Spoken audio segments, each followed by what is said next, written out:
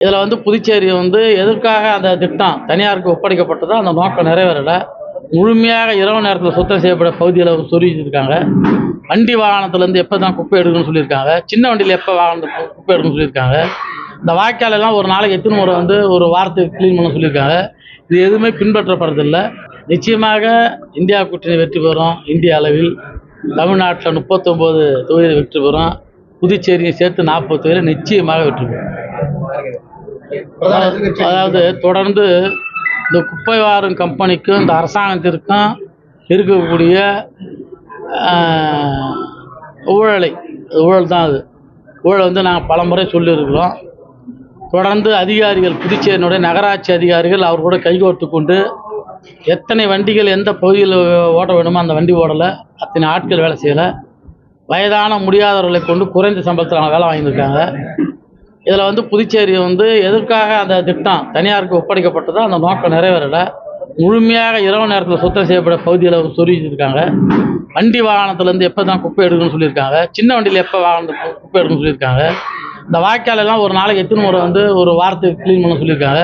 இது எதுவுமே பின்பற்றப்படுறதில்லை. இதை மானிட்டர் பண்ணுற அதிகாரியும் நகராட்சியால் போடப்படல. இதில் முழுக்க தவறு நடக்குது.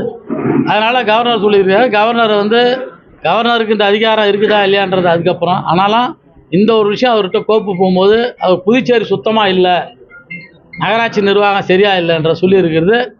நாங்கள் அதை வரவேற்கிறோம். முத்தமிழறிஞர் கலைஞருடைய 100ஆண்டு நிறைவு விழாவை எவ்வளோ சிறப்பாக கொண்டாட முடியும் என்ற ஆலோசனைகளை மிக சிறப்பாக பெறுவதற்காக இந்த கூட்டத்தை நடத்திருக்கின்றோம். இதில் எல்லா கட்சியினுடைய மூத்த முன்னோடிகளும் சிறந்த ஆலோசனை வழங்கியிருக்கிறார்கள். வருகின்ற 3ஆம் தேதி புதுச்சேரி மாநிலத்திற்கு அத்தனை கிளைக்கழகத்திலிருந்து ஆரம்பித்து அத்தனை கிளைக்கழகத்திலும் குடியேற்றி இனிப்புகளை வழங்கி நலத்திட்ட உதவிகளை செய்கின்றோம். ஜூன் மாதம் முழுவதும் ஒவ்வொரு தொகுதியிலும் பொதுக்கூட்டங்கள் நடத்துவது, அதே போன்று இந்த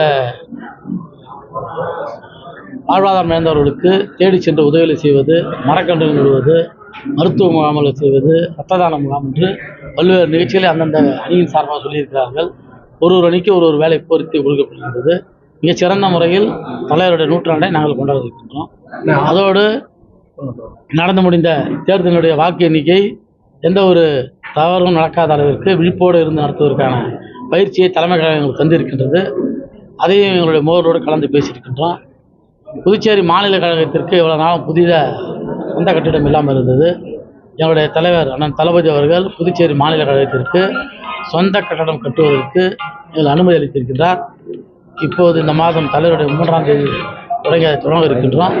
இந்த ஒரு வருட காலத்தில் அதை கட்டி முடித்து அடுத்த தலைவருடைய பிறந்த நாளில் அதை திறக்குவதற்கு மிக வேகமாக பணிகளை முடிக்க செய்ய இருக்கிறோம்.